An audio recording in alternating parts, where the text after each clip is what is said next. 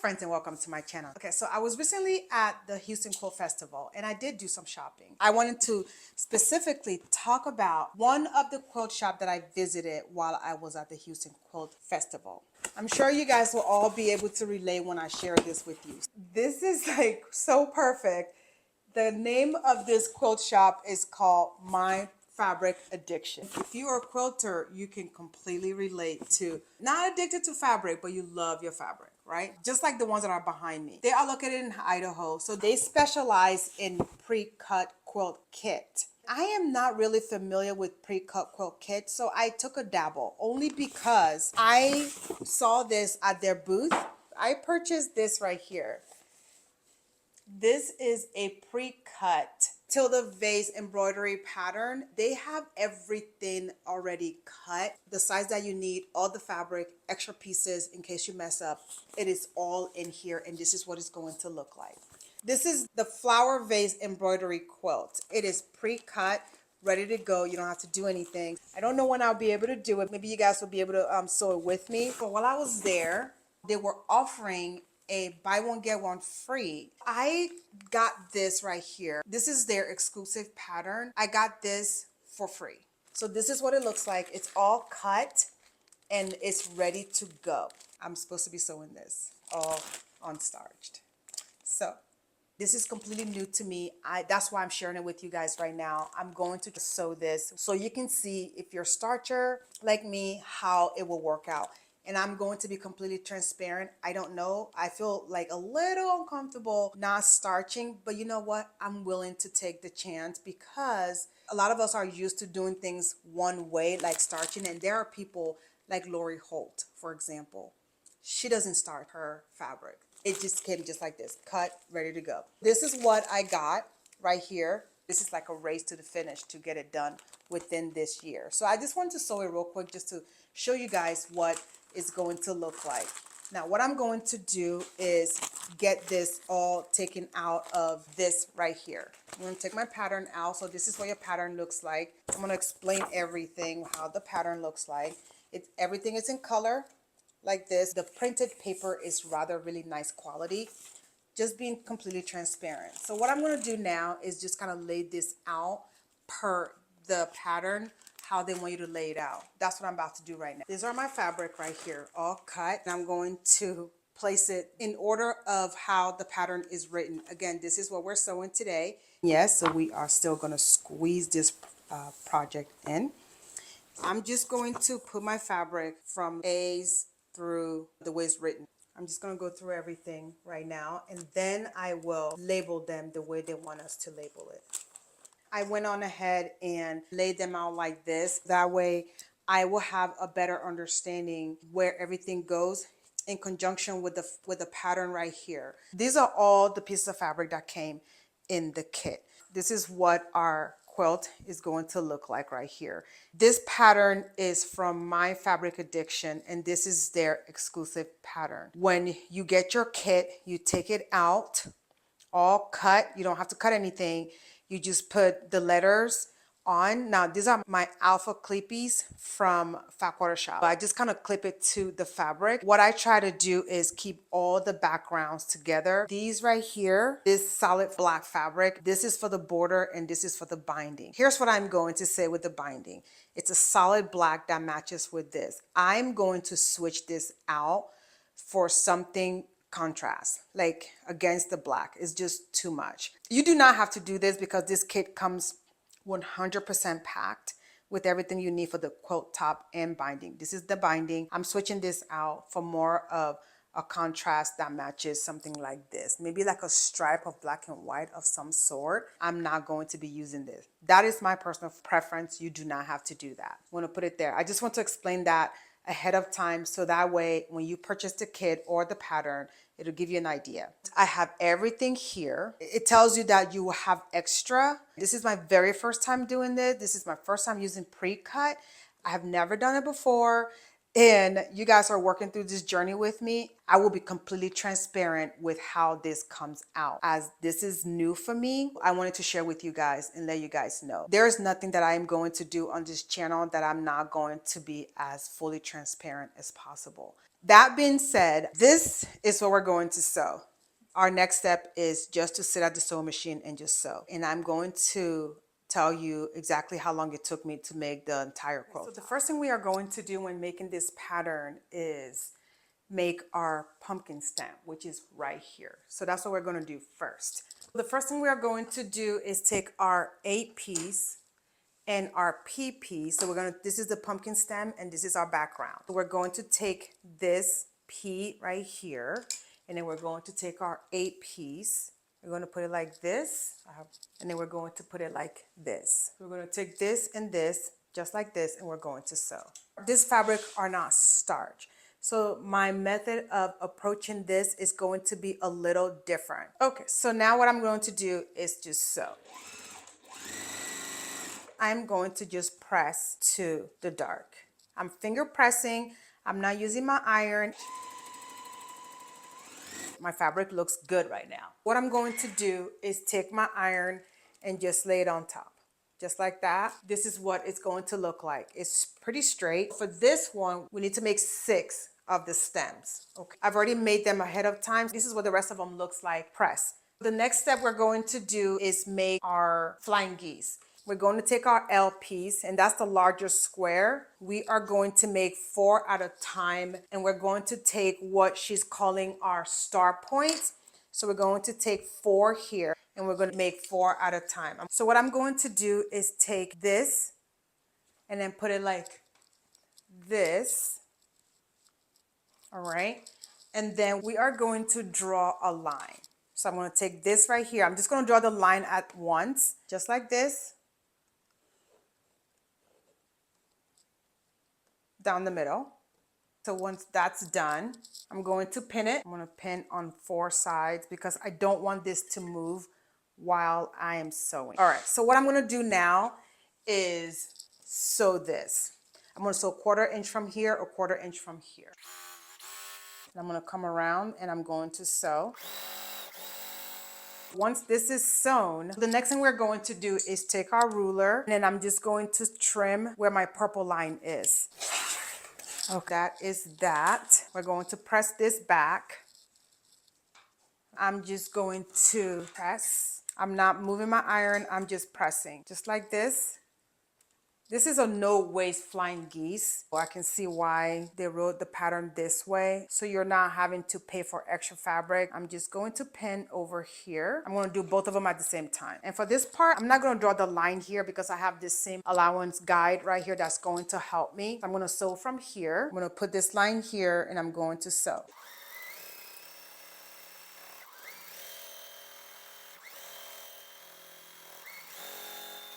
What I'm going to do now is bring this, and I'm just going to trim straight down the middle like that and like that. And that's that. Now we have 4 HST, just like that. I'm just going to come around and press. I'm just going to rest my seam and then I'm going to press.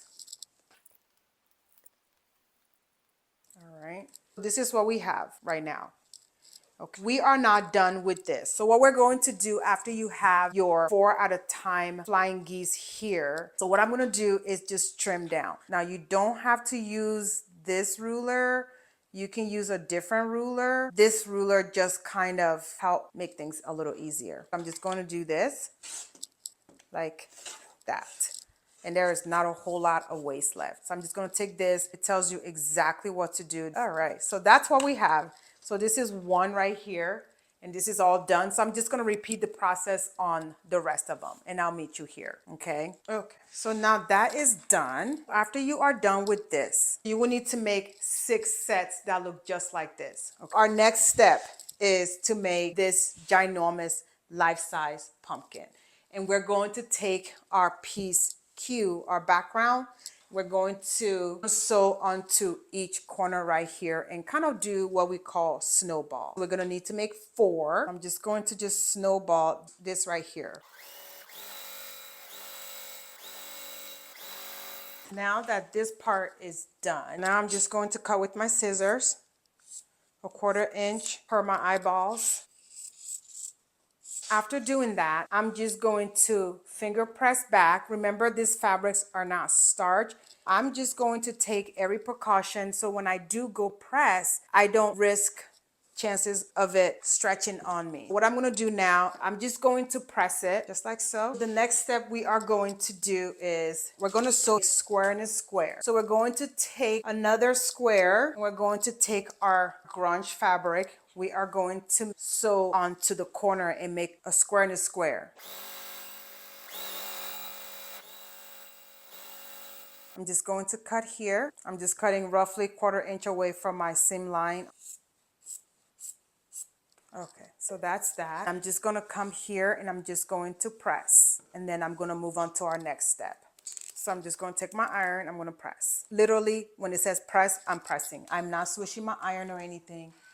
I am just pressing. What I'm gonna do next is take this squares and sew onto this side right here.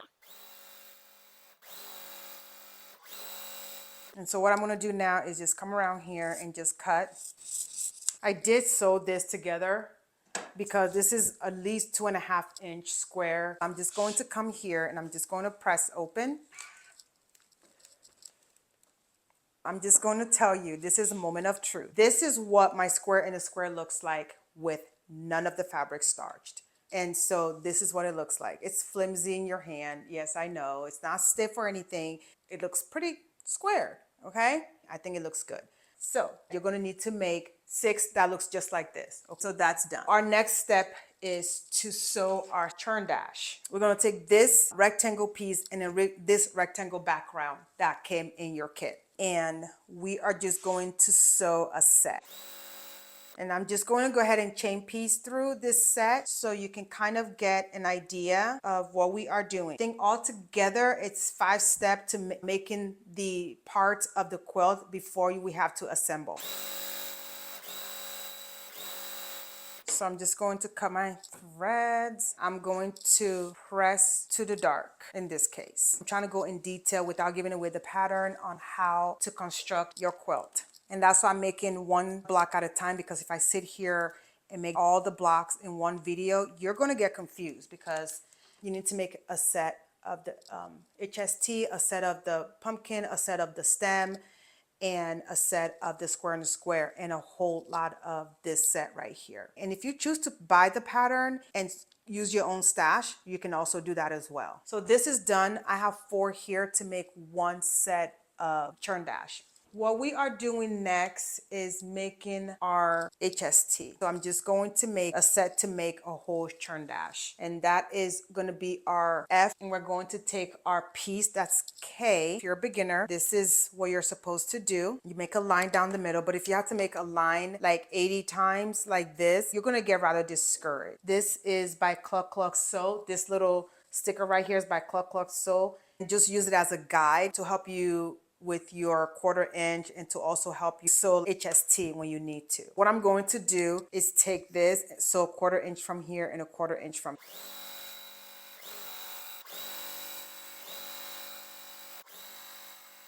What I'm going to do now after this set is sewn, I'm going to trim. There is not a whole lot to trim because this kit is cut so well that there is very little waste. Like, you are not going to have leftover. If you are a person that have a fear of having mountain of leftover fabric in your sewing room, you don't have to worry here because you have just enough. And then you have a few squares left to spare after you're done sewing your quilt. So you don't really have a whole lot of leftovers. That's going to take up space and then have babies while you sleep. That's what I'm cutting away right now. That's that. And I'm going to come over here and trim one more time. What I'm going to do is literally just cut down the middle and then cut again. And I'm just going to cut my dog ears off. I'm just going to press with my finger to the dark side. Dark side is anything that's not background. And then I'm going to bring my iron and I'm just going to press. You can press your seam open or you can press to the side. In this case, since we have to make a whole lot of this, I am not inclined to press in open. This is my HST completed. All right, and this is our last step to constructing the block. The reason why I went on ahead and constructed it step by step for you is so that way you know you have to make a set of the stem, a set of the pumpkin, a set of the flying geese, and a set of the square in a square. When you're done sewing all that, this is what you're going to have stacked up right here. And I did sew these ahead of time, so you're gonna have this kind of stack. I've sewn all of this, the square and a square, this right here. And so this is the cutaway from this square and a square right here. I squared them up to 2.5, and this is my stack of flying geese already sewn, trim, and this is what they look like, all of them. They are not starched by any means. You saw how I did it at the beginning, and I just start sewing. And that's all I did. So that's what you will have. What we are going to do now is start constructing our block. I'm going to take our pumpkin block like this, and I'm going to sew onto the end to make our pumpkins. You can pin here if you want. I'm not gonna pin because these are big pieces and there's no seam to be met. So I'm just going to hold on to it and pray.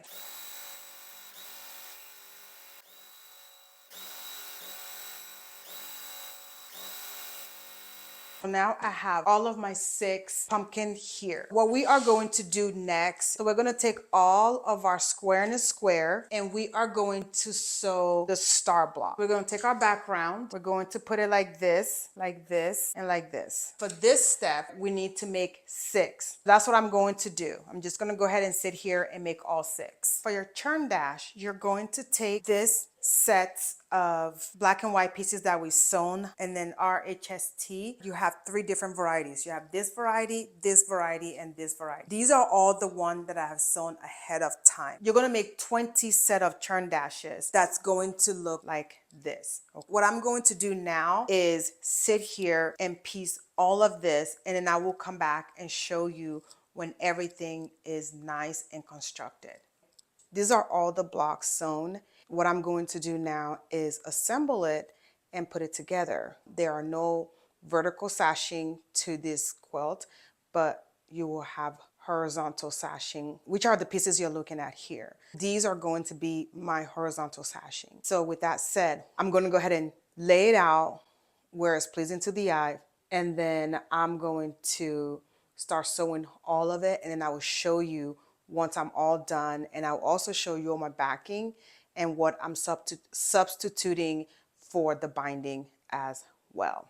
What you're looking at here is the entire quilt all completed. This turned out so nice. All the pieces that came in the kit were enough to sew everything. I'm going to show you what my leftovers are. This is what I have left over, and I have other pieces of the background as well I don't have here with me. I have this entire bit left for the binding. Let's talk about the binding, okay? I mentioned earlier in the video that I was not going to use the binding fabric that came in the kit. That is my decision that I didn't want to, because this is black on black right here. This is black border, and then this is black binding. I mean, if that's your jive, that's great. There's nothing wrong with it. But I decided to use this right here. I got this a long time ago. It's orange. I think it complements this, and it's a stripe as well. And then I'm going to use this fabric right here for the backing. Now, please don't ask me where I got the back from. It is so old. I've had it for so long.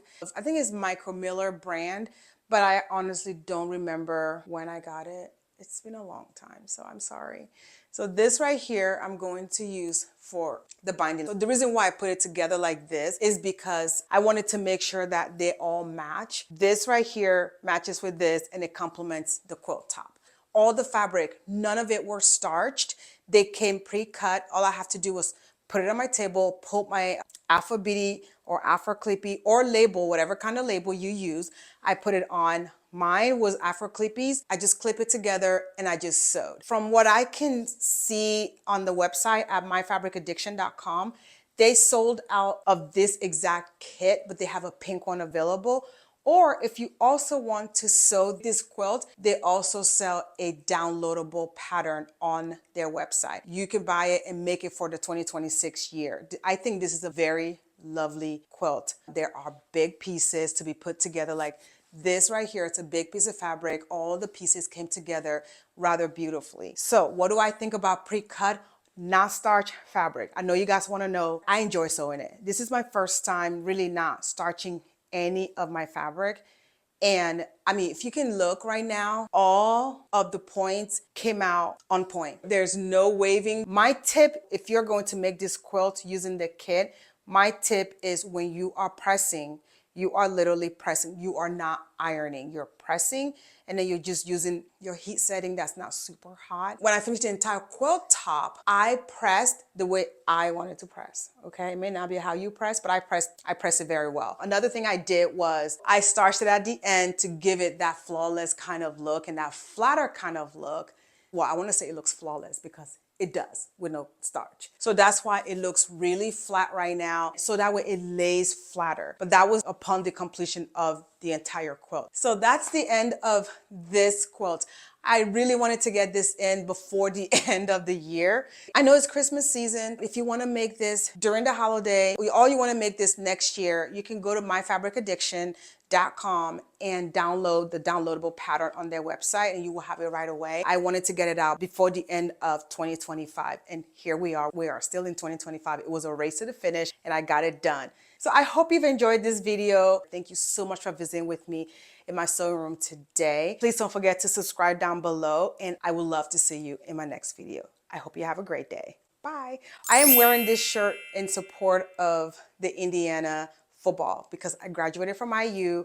And so this is just me supporting my school and my team. If you're out there and you actually live in Indiana or you graduated from IU, please raise your hand in a comment and just say go IU, because they are playing and they are doing great. And I am so happy. And I'm not even a football person. I'm wearing the shirt. So anyways, you guys have a great day. Bye.